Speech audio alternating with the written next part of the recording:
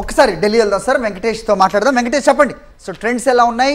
Magic figure కూడా దాటేసినట్టుగా ముందంజలో ఉన్నట్టుగా ఎన్డీఏ కూటమి లెక్కలు చూస్తూ ఉన్నాం మనం. సో ఇదే ట్రెండ్ కంటిన్యూ అవబోతోందా? సో 140, 160 ఎగ్జిట్ పోల్స్ ఏవైతే చెప్పినాయో అది కూడా క్రాస్ అయ్యే అవకాశం ఉందా? ఇక్కడ అమర్ గారు చెప్తున్నారు ఏది జరిగినా సర్ప్రైజింగ్ కాదు అనే మాట మాట్లాడుతున్నారు.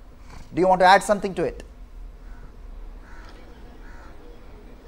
బీహార్ అసెంబ్లీ ఎన్నికల్లో క్లియర్గా ఎన్డీఏ కూటమి హవా కొనసాగుతుంది. 2/3 మెజార్టీ దిశగా దూసుకుపోతుంది. ఇప్పుడు ప్రస్తుతం ఉన్నటువంటి ట్రెండ్స్ కనుక చూస్తే 135 సీట్లలో ఎన్డీఏ ఆధిక్యతను కనబరుస్తుంది.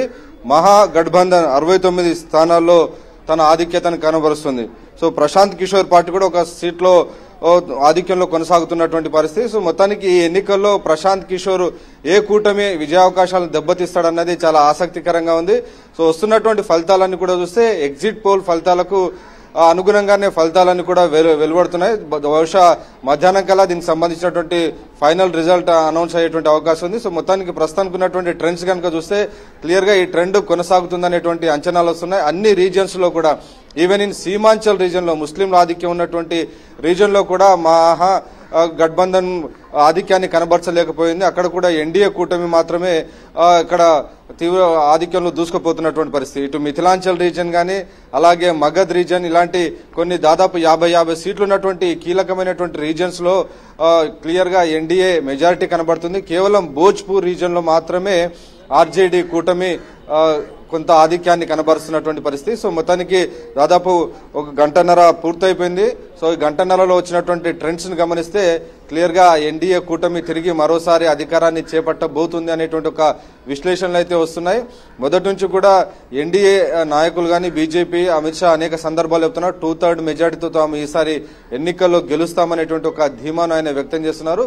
అలాగే ఇటు అనేక సర్వేల్లో కూడా మహిళలందరూ కూడా నితీష్ కుమార్ వైపు మొగ్గు చూపారనే విషయాన్ని అనేక సర్వేలు కూడా చెప్తున్నాయి. సో మహిళలు అనేది క్లియర్ గా ఇక్కడ దాదాపు 70% పైగా మహిళలందరూ నితీష్ కుమార్ కు ఓటు వేశారు. ఆయన గత కొన్ని సంవత్సరాలుగా మహిళలకు సంబంధించినటువంటి చేస్తున్న సంక్షేమ పథకాలు తిరిగి ఆయనకు అధికారంలోకి తీసుకొచ్చేందుకు ఉపయోగపడబోతున్నాయని అనేక విశ్లేషణలు వచ్చినాయి. సో అదే తరహాలో ఫలితాలు కూడా వెలువడుతున్నటువంటి సందర్భం మనకు కనబడుతుంది.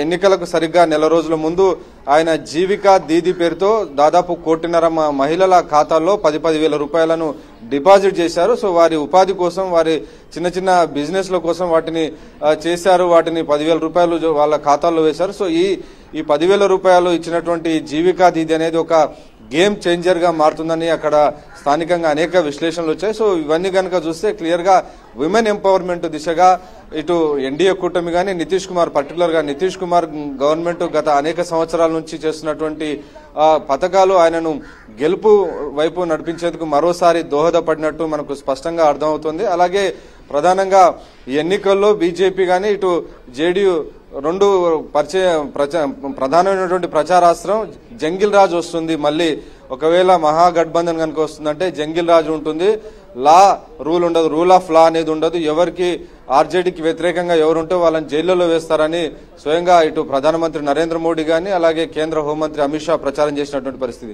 సో జంగిల్ రాజ్ ఆటవిక పాలన వర్సెస్ అభివృద్ధి పాలన అనే వైపు ఈ ఎన్నికలు జరిగాయని విశ్లేషకులు అంచనా వేస్తున్నారు. సో ఆటవిక పాలన వస్తుందనేటువంటి విషయాన్ని పదే ఎన్డీఏ నేతలందరూ కూడా ప్రచారం చేశారు. కానీ దానికి కౌంటర్ గా ఇటు ఆర్జేడీ కూడా, ఇటు యువ నాయకుడు తేజస్వి యాదవ్ ఖచ్చితంగా ఈ అంశంలో ఆయన ప్రధానంగా వలసల అంశాన్ని ప్రధానంగా ఆయన ప్రచారం చేశారు. తన గనక అధికారం ఇస్తే ఇంటికొక ప్రభుత్వ ఉద్యోగాన్ని ఇస్తాననేటువంటి విషయాన్ని పదే ప్రచారం చేశారు. 20 సంవత్సరాల నుంచి నితీష్ కుమార్ అధికారంలో ఉన్నప్పటికీ ఉపాధి కోసం బీహారీలందరూ కూడా ఇతర రాష్ట్రాలకు వలస వెళ్లాల్సినటువంటి ఒక దుస్థితి బీహార్ ఎదుర్కొంటుంది. కాబట్టి తాను అధికారంలోకి వస్తే ఖచ్చితంగా ఇక్కడే ఉపాధి కల్పిస్తాను అనేటువంటి విషయాన్ని ఆయన ప్రచారం చేశారు. సో ఈ రెండు ప్రచారాల్లో ప్రస్తుతం ఉన్నటువంటి ఫలితాలు చూస్తే కన్సిస్టెన్సీకి, ఉమెన్ ఎంపవర్మెంట్ కు బీహార్ జనం ఓటేసినట్టుగా మనకు కనబడుతోంది. హరి రైట్ వెంకటేష్, ఒకసారి జూబ్లీ హిల్స్ ఉప ఎన్నిక కౌంటింగ్ ఒకసారి చూస్తే దాదాపు 3,199 ఓట్ల ఆధిక్యంలో కాంగ్రెస్ ముందంజలో ఉన్న సిచ్యువేషన్ మనకి జూబ్లీ హిల్స్లో చూస్తూ ఉన్నాం. 3,199 ఓట్ల ఆధిక్యంలో కాంగ్రెస్ ఉన్న సిచ్యువేషన్ మనకు కనిపిస్తుంది. 2 రౌండ్లు పూర్తయ్యాయి. ఆల్మోస్ట్ 3,200 ఓట్లతో ముందంజలో కాంగ్రెస్ దూసుకెళ్తున్న సిచ్యువేషన్. రైట్, ఇక బీహార్లో దాదాపు 130 పైచిలుకు స్థానాల్లో ఎన్డీఏ కూటమి ముందంజలో ఉంది. అక్కడ న్యూఢిల్లీలో ఆల్రెడీ సంబరాలు మొదలైపోయాయి. బీహార్ వంటకాలు కూడా చేస్తూ ఉన్నారని చెప్తూ ఉన్నారు. ఒకసారి మనం లాస్ట్ టైం హర్యానా ఎన్నికల్లో కూడా చూసాం సార్, కాంగ్రెస్ శిబిరంలో జిలేబీలు కూడా పంచడం మనం చూసాం. ఆ తర్వాత ఎలాగ తారుమాయ కనిపించింది. బట్ ఇక్కడ ఆ సిచ్యువేషన్ లేదనే అనుకోవాలా. ఇంతకుముందు మా కరెస్పాండెంట్ వెంకటేష్ చెప్పినట్టుగా ఈ మైగ్రెంట్స్ విషయం ఒకటి తేజస్వి యాదవ్ చెప్పింది. ఇంటికొక ప్రభుత్వ ఉద్యోగం, is it really possible sir? నిజంగా ఇంటికొక ఉద్యోగం అనేది సాధ్యమా? ఒక్క విషయం, ఇప్పుడు ఇంటికొక ఉద్యోగం ఇవ్వడం సాధ్యమా కాదా అనే విషయం చర్చ చేద్దాం తప్పనిసరిగా. మనం ఇవి 2 తీసుకుందాం. ఒకటి, ఎన్డీఏ నితీష్ కుమార్ ప్రతి మహిళ 1.5 మంది మహిళలకు 10,000 రూపాయలు అకౌంట్లో వేయడం, అది ఉమెన్ ఎంపవర్మెంట్ అంటున్నారు. రెండో వైపు Tejashwi Yadav is a young leader. ఆయన ఏమంటున్నాడంటే నేను ఇంటికో ఉద్యోగం ఇస్తానంటున్నాడు. ఈ రెండిట్లలో ఏది అవసరం బీహార్ ప్రజలకు అనేది ఆలోచించాలి. ఒకసారి ఏదో 10,000 వేయడం వల్ల ఉమెన్ ఎంపవర్మెంట్ జరిగిపోతుందా? అది ఉమెన్ ఎంపవర్మెంట్ అన్నా కానీ, లేదా అట్టడుగున ఉన్న ప్రజానికాన్ని పైకి తీసుకురావడానికి, ఆర్థికంగా పైకి తీసుకురావడానికి, సామాజికంగా పైకి తీసుకురావడానికి చేయాల్సిన ప్రయత్నాలు ఒకసారి 10,000 ఒకసారి 5,000 ఇస్తే సరిపోదు. వాళ్ళను ఇప్పుడు మీరు చూసినారు. మళ్ళీ ఆంధ్రప్రదేశ్ ఉదాహరణకే వస్తాను నేను. ఆంధ్రప్రదేశ్లో 2019 నుంచి 24 వరకు కూడా చేసింది ఏమిటి? పిల్లలు చదువుకోవాలి, వాళ్ళ చదువులకు అవసరమైన డబ్బు సమకూర్చింది ఆ ప్రభుత్వం. అక్కడ ఆరోగ్యానికి సంబంధించిన ఏర్పాట్లు చేసింది. అనారోగ్యం పాలైతే వాళ్ళకు వాళ్ళకు వైద్య సౌకర్యం అందించడం కోసం అవసరమైన ఆర్థిక సహాయాన్ని కన్సిస్టెంట్గా ఇచ్చే ప్రయత్నాలు చేసింది. ఇట్లాంటివి చేస్తే ఏమన్నా ఎంపవర్మెంట్ సాధ్యమవుతుంది తప్ప ఒకసారి 10,000 వేసేసి నేను ఉమెన్ ఎంపవర్మెంట్ చేసిన అంటే అది నమ్మితే అది బీహార్ ప్రజలు అది నమ్మి బీహార్లోని మహిళలంతా నిజానికి మనం ప్రచార సమయంలో చూసినాం.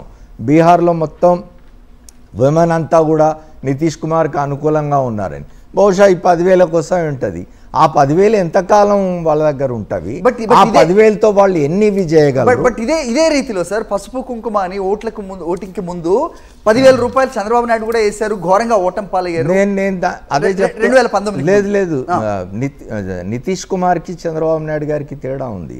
చంద్రబాబు నాయుడు గారి కంటే నితీష్ కుమార్ జిత్తుల మారితనంలో ఒక ఆకు ఎక్కువ చదువుకున్నవాడు కాబట్టి ఆయన ఒక నెల రోజుల ముందు వేసిన డబ్బులు. ఈయన ప్రచారం రేపు ముగుస్తుందనగా ఇవాళ పోయి డబ్బులు వేసి చేస్తే ఎట్లా నమ్ముతారు? అయితే ఇప్పుడు సార్ ఒక్కటి మీరు చెప్పిన దాంట్లోనే బీహార్ ఓటర్లు 10,000 వచ్చింది అనుకునేది బెనిఫిట్గా చూస్తున్నారు. తేజస్వి యాదవ్ ఇంటికో ఉద్యోగం అంటే ఎన్ని కోట్ల ఉద్యోగాలు, అది కూడా ప్రభుత్వ ఉద్యోగాలు, సాధ్య అసాధ్యాలు అనే ఒక ఈక్వేషన్ ఇక్కడ వస్తుంది. ప్రభుత్వ ఉద్యోగం అంటే ఏమిటి చెప్పండి? ఐఏఎస్ ఉద్యోగమా? ప్రభుత్వ ఉద్యోగం అంటే ఏమిటి? నువ్వు చదువుకున్న చదువుకు తగినట్టుగా ప్రభుత్వంలో ఒక ఉద్యోగం కల్పించారు. అది ఏ రకంగా కల్పిస్తారు? మీ ఆంధ్రప్రదేశ్లో 2019 నుంచి 24 వరకు ఎన్ని లక్షల ఉద్యోగాలు వచ్చినాయి? లెక్కలనే మీ దగ్గర తెలుసా మీకు? ఒకసారి చూడండి. సాధ్యమే అని ఆంధ్రప్రదేశ్లో 2019 నుంచి 24 వరకు ఉన్న వైఎస్ఆర్ కాంగ్రెస్ పార్టీ ప్రభుత్వం నిరూపించింది. లక్షల సంఖ్యలో ఉద్యోగాలు కల్పించింది, ఉపాధి కల్పించింది కదా. ప్రభుత్వ ఉద్యోగం అనగానే ఏదో ఆఫీస్లో సూట్ వేసుకొని పోయి కూర్చొని ఈజీ మన చైర్లో కూర్చొని ఫైళ్ళు కరెక్ట్ చేసే ఉద్యోగం మాత్రమే కాదు. ప్రభుత్వ ఉద్యోగం అంటే అనేక రకాలుగా ఉంటుంది. అట్లాంటిది వర్కౌట్ చేయొచ్చు. మరి తేజస్వి యాదవ్ ఏం వర్కౌట్ చేసి ఆ మాట మాట్లాడినాడో హామీ ఇచ్చినాడో మనకు తెలియదు. కానీ ప్రభుత్వంలో ఉపాధి కల్పించడం అనేది సాధ్యమే. రకరకాల పనులు ఉంటాయి ప్రభుత్వం చేయగలిగినవి, ప్రభుత్వం ప్రొవైడ్ చేయగలిగిన ఉపాధి చాలా ఉంటుంది.